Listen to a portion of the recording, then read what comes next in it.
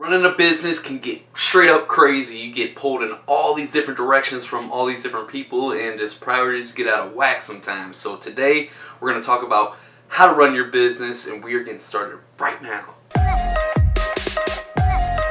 When I first started my own business, I had no idea what the heck I was doing.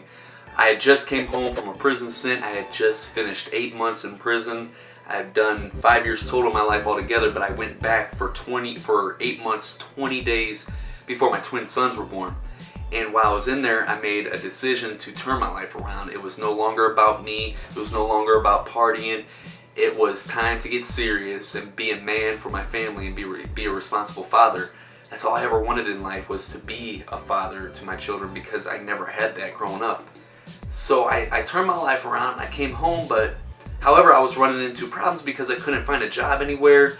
I was filling out 5 to 20 applications a day, 7 days a week, yielding no results because of my felony conviction record and my tattoos. I did this to myself. But that was really stressful. I felt inadequate because I'm supposed to be the man of my family and I can't even provide for my family, let alone myself. I felt stressed. I felt desperate because I'm looking, I just can't find anything. And then eventually I got introduced to network marketing, and I had no idea what network marketing was, so people couldn't scare me off with the word pyramid scheme. And I was all in because it was the only opportunity that was presented to me, and within 6 months blew it up, man. Took from a $0 business in revenue to almost $2,000 a month in residual income, which isn't a lot, like oh my god or anything, but for me it was a game changer. It helped provide for my family and showed me that I still had a chance. Now when I got started in this, I had no idea what the heck I was doing.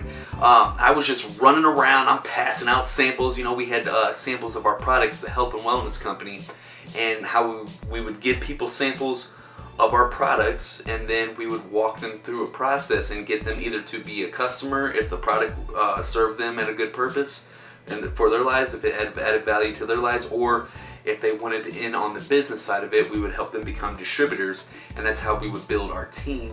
And we'd have, you know, people that were consuming the products, and then we'd have people that were consuming the products and distributing the products. So I would go out and just pass out samples like crazy and take photos and post it on Facebook and get more people excited, you know, and just, yeah, you know, and it worked for quite a while. And then I just stopped producing because I had no schedule. I had no priority, to know just like, hey, this is a process, how you do it. It was no, just run around and try to take pictures with random people at this point, because I done took pictures with all my friends and went through my whole entire list of people that I knew. So now I'm just trying to meet people online and wherever I went. And I stopped producing because I didn't have a process. And this led to no production. And you know, that was stressful because my business started crumbling. My mother had just passed away. You know, I had $2,000 a month almost coming in, and now it's dwindling down to less than $500, and getting stressful again and desperate, like, man, you know, this is something I'm so passionate about. Why isn't this working? And that's when I started buckling down and really getting into personal development, learning, reading these books, and listening to my mentors. And really the game changer was when I started writing down my goals and scheduling my days and my weeks, you know, that are in line with my long-term goals and my weekly goals and all that. And when I had a process of things that I needed to do and had priorities, and I would put them on a checklist and go with just the top priority, just knock them down each day with the top priority, that really started producing for me again. And it took a weight off of my chest, man. It felt wonderful that I was starting to produce again, and I actually had a process, and it put everything into perspective. I knew what I had to do. I just wasn't running around like a chicken with my head cut off, you know. I actually had a process of what I was going to do. And eventually, you know, my passion for network marketing kind of died out. You know, I'm forever grateful because network marketing led me to what I'm doing now, which is adding value to people, you know, through YouTube, through my coaching biz, through speaking, through the affiliate program that I'm in now. Like, that's where my passion's at, and network marketing kind of got me there. But it was really when I learned these, you know, how to build processes and structure, that's when things started really taking off for me.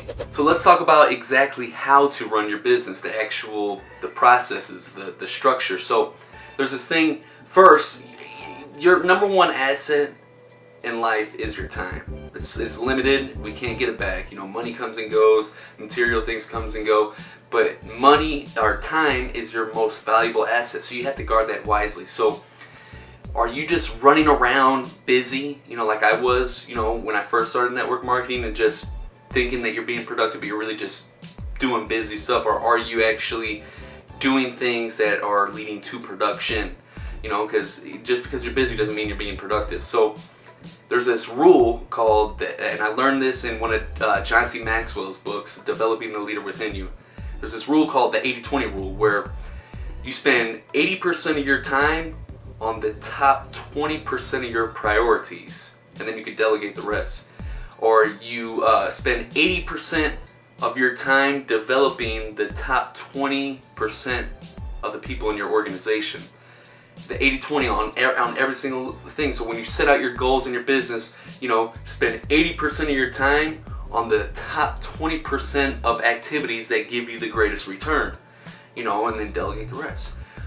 That's where you focus. And the 80-20 rule, if you apply that to your business, to running that, you will see a huge turnaround, a big transformation. If anything you take away from this video, remember the 80-20 rule, because that will make a huge impact. Now, if you got into your business and you didn't map out a mission statement for your business, I would definitely recommend doing so. And I'm not going to go deep into what a mission statement is. I'll leave a video in the cards somewhere up there. I'll leave a video in the cards of a video that I did about a mission statement. So if you haven't made that mission statement, start with your core values, things that you stand by no matter what. You don't have to break your word and your integrity for success. These are things that you just will not budge on. Write down your core values and then map out your long-term vision with your company. What is it that you want to achieve ultimately with your company when you are gone, when you are no longer here at your funeral?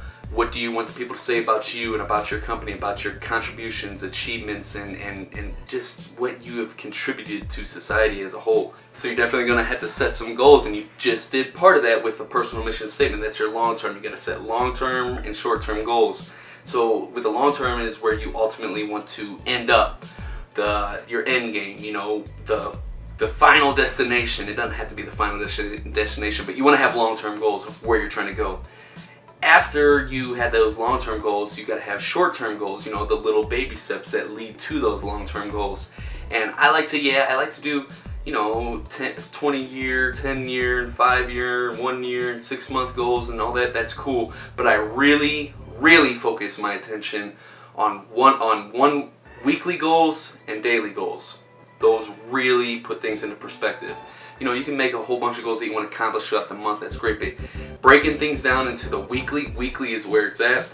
You can really, look at your long-term goals, like, all right, what can I do this week that's going to bring me one step closer to that? What are all the different things? And write them down, and then schedule them out throughout your whole entire week of when you're going to work on them. And then each day before you go to bed each night, you can schedule your next day for your goals that way. And for me personally, I am very big on goal setting. That's what I would consider my number one strength, is setting goals, and that's the way I like to do it.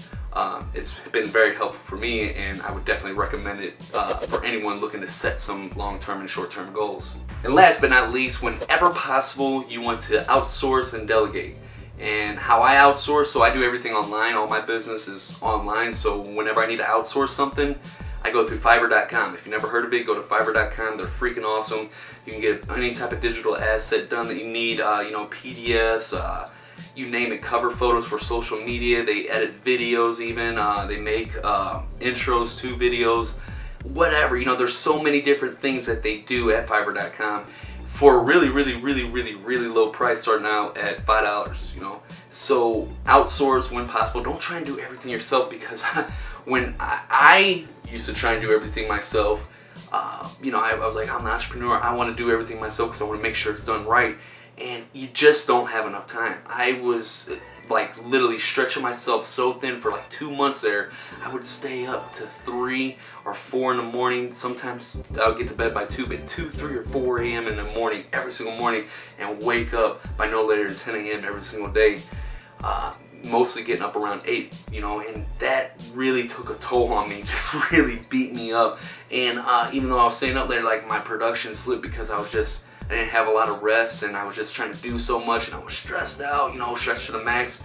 Once I started outsourcing and delegating, it just, I can't explain in words, but I'm able to actually, you know, work normally. You know, I still work, my normal is like 80 hours a week, but I'm able to work normally without staying up at all crazy hours of the night and just freaking myself out.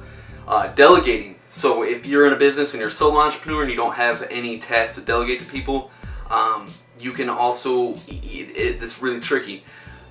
So like for instance, I delegate, you know, how I learned about this principle was reading it in The 7 Habits of Highly Effective People by Stephen R. Covey. I'll link that up somewhere.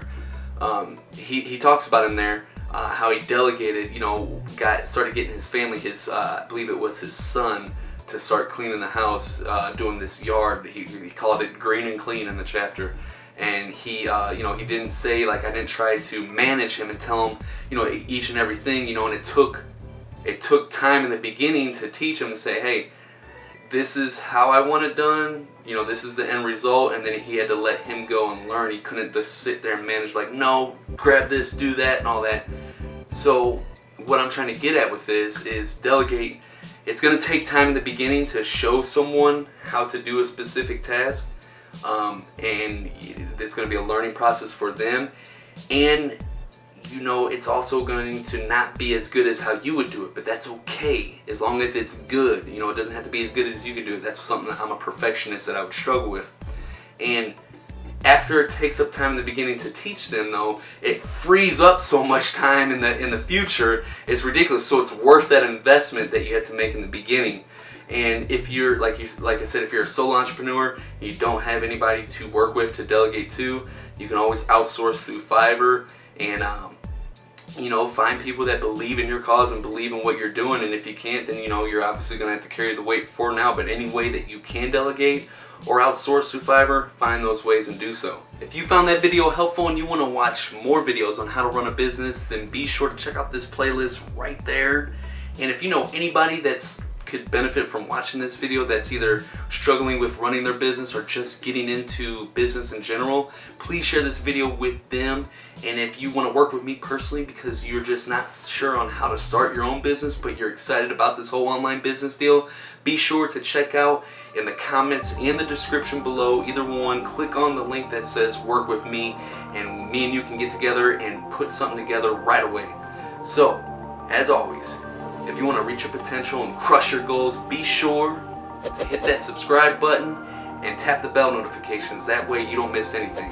Thanks for watching, my winning friend. I will see you next time.